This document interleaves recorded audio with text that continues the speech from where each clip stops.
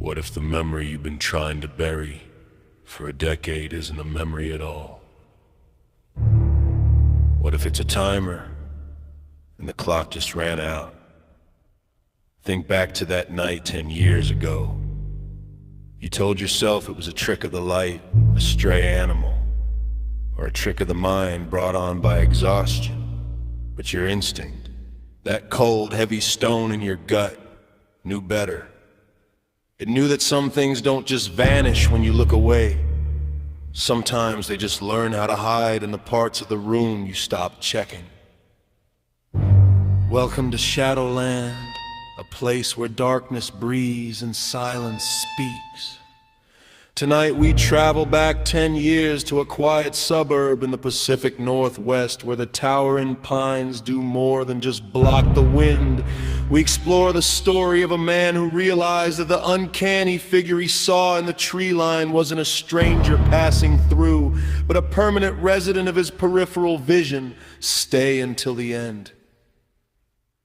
If you want to know what happens when the thing you've been watching finally decides it's time to be seen. It's been 10 years.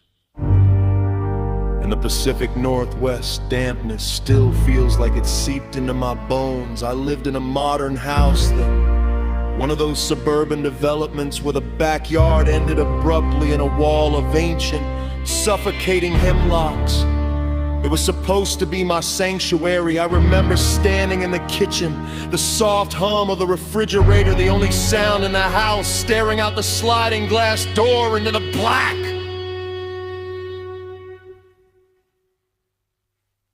I saw it near the old oak at first. I thought it was a hiker who'd lost their way. But the proportions were off.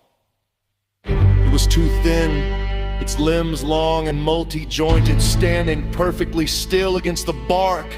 I watched it for 20 minutes. It didn't breathe.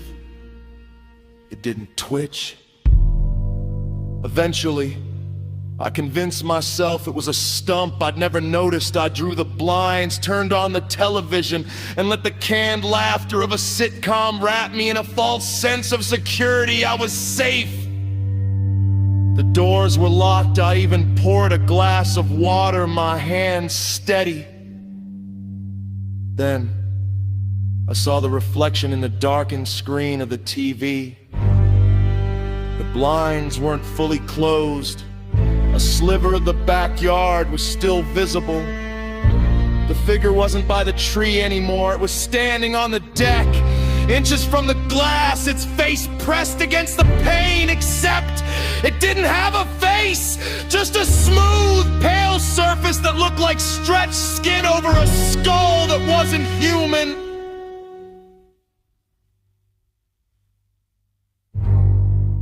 I didn't scream, I couldn't. I just watched as it raised a hand, or what I thought was a hand, and began to tap.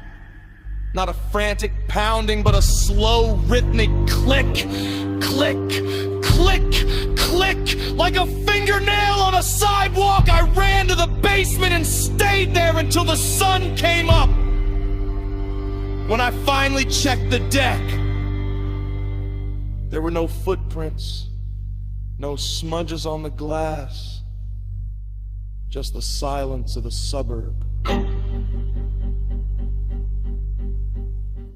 That was 10 years ago. I moved across the state, bought a house with no trees, and tried to forget.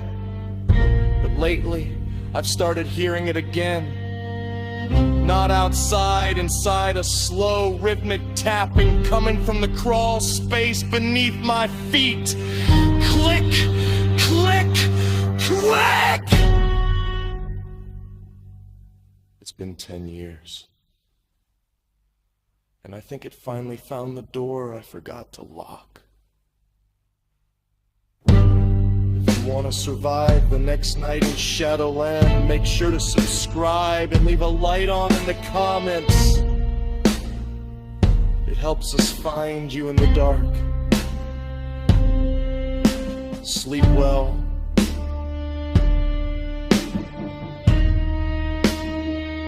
sure you locked the window.